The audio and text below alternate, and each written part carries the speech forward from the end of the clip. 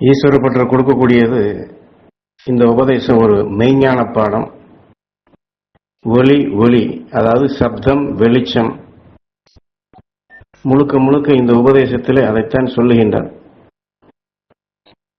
ஆக ஒளியில் இருந்துதான் ஒளி தோன்றியது, அதாவது சப்தத்தில் இருந்துதான், நாதத்தில் இருந்துதான் வெளிச்சமே தோன்றுகிறது. ஒளியினுடைய உண்மை நிலைகளை நீ உணர்ந்து கொள், ஒளியை நீ கற்றுக்கொள், அதாவது அந்த நாதத்தின் இயக்கங்களை நீ கற்றுக்கொள்.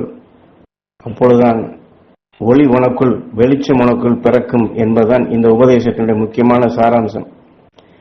ஏனென்றால் இந்த ஒளி ஏன் இவ்வளவு தூரம் இதில் முக்கியத்துவம் கொடுக்கிறார்கள் என்றால், இந்த மனிதனை எடுத்துக்கொண்டால் மற்ற மிருகங்களுக்கோ தாவர இனங்களுக்கோ மற்ற இயற்கையில் இருக்கக்கூடிய கல், மண், கனிவளங்களுக்கோ நாம் இன்று வெளிப்படுத்தக்கூடிய ஒலி, சப்தம், பரிபாஷைகள் இந்த அளவுக்கு நுணுக்கமான நிலைகள் எங்கும் இல்லை. மிருகங்களிலே, உயிரினங்களிலே சில நிலைகள் இருந்தாலும் அதில் முழுமை இல்லை. ஆக இதை புரிவதற்காக இப்படி எடுத்துக்கொண்டாலும், மனிதனாக இருந்தாலும் சரி, மற்ற எதுவாக இருந்தாலும் சரி, சத்தம், நாதத்திலிருந்துதான் வெளிச்சமே பிறக்கிறது என்பதை இங்கே தெளிவாக உணர்த்துகின்றார். இதை ஏன் தெரிந்து கொள்ள வேண்டும் என்பதையும் நாம் உணர்ந்து கொள்ள வேண்டும். இன்று ஒரு பொருளுடன் ஒரு பொருள் வேகமாக உராய்ந்தால் சப்தம்தான் வருகின்றது. முதலிலே சப்தம் வருவதோடு சேர்ந்து அதில் நெருப்பு பொறியும் வருகின்றது. இதுவும் நாம் பார்த்திருக்கின்றோம். இந்த ஒளியினுடைய நுட்பங்கள் என்ன என்றால் அவரே அதை விளக்கமாக சொல்லுகின்றார். இந்த உலகின் தன்மையிலே கலந்து இருப்பது ஒளி, நீ பேசுவது ஒளி, உன்னுள் இருந்து வரும் மூச்சு ஒளி, சிறு அசைவும் ஒளி, பெரும் மின்னலும் ஒளி, மழை துளியிலும் ஒளி, ஒரு மலர் மொக்கு அது விரியும் பொழுதும் ஒளி வருகின்றது. உலகமும் இந்த ஒளியுடன் தான் சுழன்று கொண்டுள்ளது. ஒளி அழிவதில்லை, காலமுடன் கலக்கின்றது. ஒளி அழிவதில்லை, காலமுடன் கலக்கின்றது. உடல்கள் அழிகிறது, ஆனால் நாம் விட்ட மூச்சு ஆயிரம் ஆண்டுகள் நிலைத்திருக்கின்றது. ஆத்மாவானது மறு உடல் பெறுகின்றது, ஆனால் ஒளி அவன் எடுக்கும் எந்த ஜென்மத்திலும் அழிவதில்லை, மாறுவதும் இல்லை. ஆக இங்கே சில நுட்பங்களை சொல்லி, இந்த ஒளி அழிவதில்லை, காலத்துடனே கலந்திருக்கின்றது என்றால் நம் பூமியை சுற்றி ஒரு காற்று மண்டலம் இருப்பதை நாம் உணர்கின்றோம். ஆனால் மனிதனாக இருக்கக்கூடிய நாம் நம் உடலை சுற்றி ஒரு காற்று மண்டலம் இருக்கிறது என்றால் நம்மால் அதை நம்ப முடிவதில்லை, அதை உணரவும் முடிவதில்லை, ஏற்கவும் முடிவதில்லை. ஏனென்றால் அதை பற்றிய அறிவோ, அதை பற்றிய சிந்தனையோ, அதை பற்றிய ஞானத்தையோ, அதை பற்றிய உண்மைகளை எடுத்துக் கூறுவதற்கு நமக்கு ஆட்கள் இல்லை. அதற்குண்டான விளக்கமாகத்தான் இந்த ஒளியை பற்றி சொல்லுகின்றேன். என்றால் நாம் பேசுகின்றோம், பேசிக்கொண்டே இருக்கின்றோம், பிறந்ததிலிருந்து பேசிக் கொண்டிருக்கின்றோம். அது மட்டுமல்ல, இந்த பிறவி மட்டுமல்ல, இதற்கு முன் எந்த பிறவியில் இருந்தோமோ அந்த பிறவியிலும் பேசினோம். அதற்கு முன் மனிதனாக இருந்தால் அந்த பிறவியிலும் பேசுகின்றோம். ஆக பேசிய ஒளிகள் அனைத்தும் எங்கும் செல்லவில்லை, உன்னை சுற்றி, உன் ஆன்மாவை சுற்றி சுழன்று கொண்டே இருக்கின்றதப்பா. நான், நீ என்று சொல்வதெல்லாம் இந்த உடலைத்தான் நாம் கையை காட்டுகின்றோம், உடலைத்தான் நமக்கு காட்டத் தெரிகின்றது. ஆன்மாவையோ, நாம் பேசிய அல்லது வெளிப்படுத்திய உணர்வுகளையோ, மூச்சுகளையோ அதை பற்றி நமக்கு சொல்ல தெரிவதும் இல்லை, அதை பற்றி அறிவும் இல்லை, அதை பற்றி உணர்வும் இல்லை. ஏனென்றால் அதுதான் இங்கே இயக்க சக்திக்கு மூல காரணமாக இருக்கின்றது. ஏனென்றால் இயற்கையுடைய மெய் உணர்வுகள், மெய் ஞானப்படி, அந்த அடிப்படை தத்துவப்படி பார்த்தோம் என்றால் ஆவியாக இருப்பது, அதாவது ஆவியாக இருப்பது என்றால் கண்ணுக்கு புலப்படாது இருக்கிறது தான் இங்கே ஆவி என்று சொல்வது. அந்த ஆவிதான் திடமாகி சிவமாக ஒரு பொருளாக மாறுகின்றது. எந்த பொருள் உருப்பெற்றதோ சிவமானதோ மீண்டும் அது சக்தியாக கரைகின்றது, ஆவியாக மாறுகின்றது. ஆவி திடமாகி மீண்டும் ஆவியாகி, மீண்டும் திடமாகி மீண்டும் ஆவியாகி, இப்படித்தான் இயற்கையுடைய சுழற்சி இருக்கின்றது. அது இதிலே தான் இந்த ஒளியும் வருகின்றது. ஏனென்றால் ஒரு பொருள் உருவாக ஒன்றுடன் ஒன்று மோதிய ஆக வேண்டும். அந்த மோதலில் தான் ஒளி பிறக்கின்றது. அந்த ஒளியிலிருந்து தான் ஒளி, வெளிச்சமும் பிறக்கின்றது. இதுதான் பாடமாக, அடிப்படை தத்துவமாக நாம் தெளிவாக தெரிந்து கொள்ள வேண்டிய நுட்பமாக இதை சொல்லுகின்றனர். நமது உயிரும் இவ்வாறு தான் இயங்குகின்றது. நாம் சுவாசிக்கக்கூடிய உணர்வுகளும் இப்படித்தான் இயங்குகின்றது. நாம் எதை சுவாசிக்கின்றோமோ, எதை நுகர்கின்றோமோ, இது அனைத்துமே நாம் பொருள் மத்தியில் இருக்கக்கூடிய உயிரில் மோதும் பொழுது ஒளி என்றுதான் அங்கேயும் இயக்குகின்றது. ஆக அந்த ஒளி கிளம்பவில்லை என்றால், அந்த ஒளி, அந்த படம் தெரியவில்லை என்றால் மனிதனுக்கு நினைவும் இல்லை, உணர்வும் இல்லை, எண்ணமும் இல்லை, இயக்கம் இல்லை, செயலும் இல்லை, வளர்ச்சியும் இல்லை, எத்தகைய உயர்ந்த நிலையோ அல்லது மாற்ற நிலை எதுவுமே இல்லை. ஆக இப்படி ஒளி இல்லாதபடி எந்த வெளிச்சமும் இல்லை.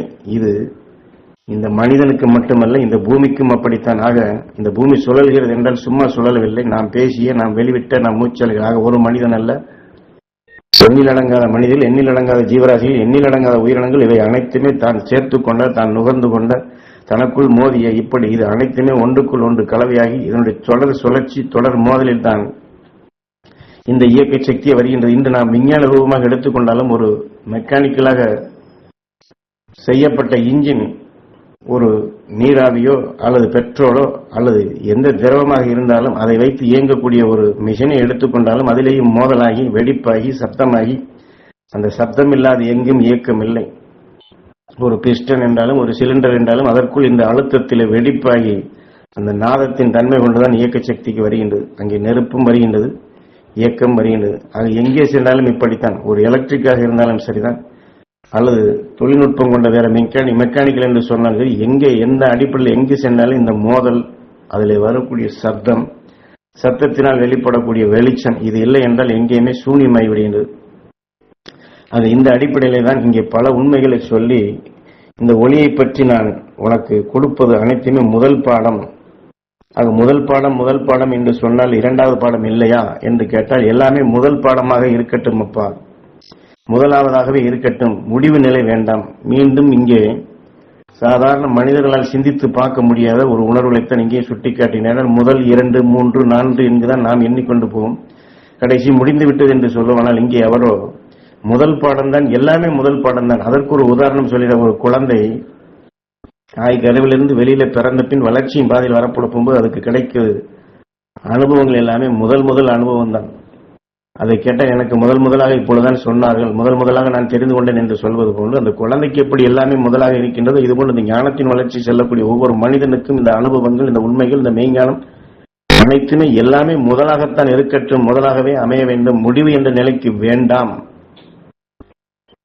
என்றால் இந்த முடிவு என்று வந்துவிட்டாலே நிறைவடைந்து விடுகின்றது. நிறைவு அடைவது மட்டுமல்ல, அங்கே அடுத்து இயக்கம் இல்லை என்றால் சூன்யமாகி, ஆக அந்த சூன்யமாகாத நிலைகளுக்குத்தான் இந்த விளக்கத்தை இங்கு சொல்லுகின்றார்.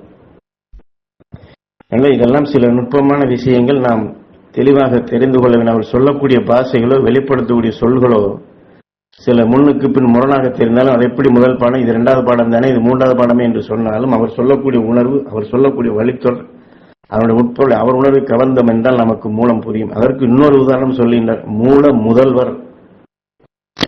மூல முதல்வர் என்றுதான் சொல்லுகின்றமே தவிர மூல இரண்டாமவர் இங்கே சொல்லுகின்றமா? இல்லை. ஆகவே எல்லாமே முதலாகவே இருக்க வேண்டும், முதலாகத்தான் இருக்கும், முதலாகத்தான் இருக்க வேண்டும் என்று மீண்டும் இந்த உண்மைகளை உணர்த்துகின்றார். ஆக நாம் சுவாசிக்கக்கூடிய சுவாச நிலையும் அதுவும் ஒளிதான். சுவாச நிலை பெற்றால் நமக்குள் ஜபநிலை கூடும், ஜபநிலை கூடினால் ஒளியின் தன்மை, அதாவது பிரகாசிக்கக்கூடிய நிலையாக வெளிச்சமாக தெரியும்.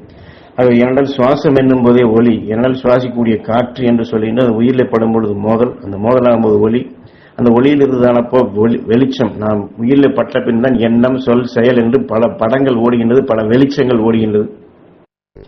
இப்படித்தான் இயற்கையுடைய நிலைகள், எத்தனையோ நிலைகள் நாம் இயக்கத்தினுடைய தொடரை அறிந்து கொள்ள வேண்டும் என்று சுட்டிக்காட்டிவிட்டு இன்று உலக மாற்றத்தை பற்றியும் சொல்லுகின்றனர். நமது தாய், அவருடைய தாய், அவருக்கு முன்னாடி வாழ்ந்தவர்கள், அவர்கள் சமைத்த ருசி, சமையல் இருந்த ருசி எல்லாம் இப்பொழுது இல்லை. ஏன்? காலநிலை மாறிவிட்டது, மனிதர்கள் மாறிவிட்டார்கள், இயற்கை மாறிவிட்டது என்று சொல்லுகின்றோம். ஆனால் அவரோ மனிதனுடைய மூச்சு காற்று மாறிவிட்டதப்பா, அதுதான் முக்கியம் என்று சொல்லுகின்றார். மனிதனுடைய மூச்சு காற்று மாற, என்றால் மனிதனுடைய மூச்சு, மனிதன் வெளிப்படுத்தக்கூடிய ஒளி, சப்தம், இவையெல்லாம் சேர்ந்துதான் இந்த பூமியை சுழலை செய்கின்றது. பூமி சுழலக்கூடிய சக்திக்கு அதுவே ஒரு மூல காரணமாக இருக்கின்றது. என்றால் இங்க இருக்கக்கூடிய மற்ற அனைத்துக்குமே மனிதன் வெளிப்படுத்தக்கூடிய மூச்சு மிகவும் முக்கியம். ஆக மனிதனுடைய மூச்சு செயற்கை வழியிலே இயற்கையிலிருந்து விலகி சென்று இந்த செயற்கை ஒளி என்ற நிலையில் மின்காந்த அலைகளை ஒரு கருவி கொண்டு வெளிப்படுத்தப்பட போகும்போது அதை சமைத்து மனித உடலிருந்து வெளிப்படக்கூடிய ஒளி மாறிவிட்டது, மனிதனுடைய மூச்சு மாறிவிட்டது, தர்மம் நியாயம் அனைத்தும் எங்கோ சென்று விட்டது. 1000ல் 1 பங்கு கூட அது இல்லை. பிறகு எப்படி இருக்கும்? நீ சொல்லக்கூடிய இந்த சுவாச நிலையை சொல்லுகின்றமே, இது எப்படி சீராக இருக்கும்? வெளிப்படுத்தக்கூடிய ஒளி எப்படி சீராக இருக்கும்? அந்த சுவாச நிலையும் ஒளியும் மாறிவிட்டால் பூமியில சமைக்கக்கூடிய விளையக்கூடிய பொருள் எப்படியப்பா ருசியாக இருக்கும்? இதை நீ முதலிலே தெரிந்து கொள்.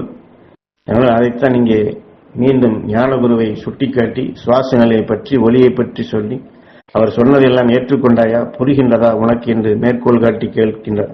அது உன்னுள்ளே ஒளி வெளிச்சம் பிறந்திட ஒளியை முதலிலே கற்றுக்கொள். ஒளி சப்தம் குழந்தைக்கும் புரியும்படியாக இதை உணர்த்துகின்றேன்.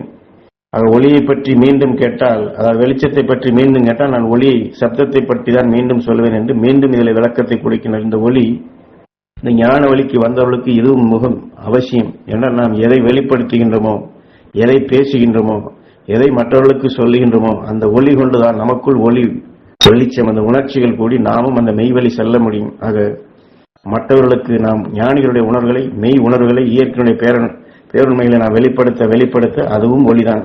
அந்த ஒளி மீண்டும் பல ஆன்மாக்கள் மீது மோதி பல மனிதர்கள் மீது மோதப்பட போகும்போது அது ஒளி பேரொளியாக மாறுகின்றது. ஆக இந்த ஒளி நமக்கு மிகவும் அவசியம்.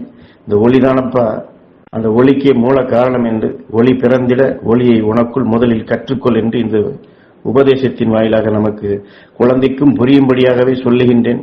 நீ உணர்ந்துகொள், தெரிந்துகொள், இதை கற்றுக்கொள் என்று ஈஸ்வர பக்தர்களை நமக்கு வழிகாட்டுகின்றார்கள்.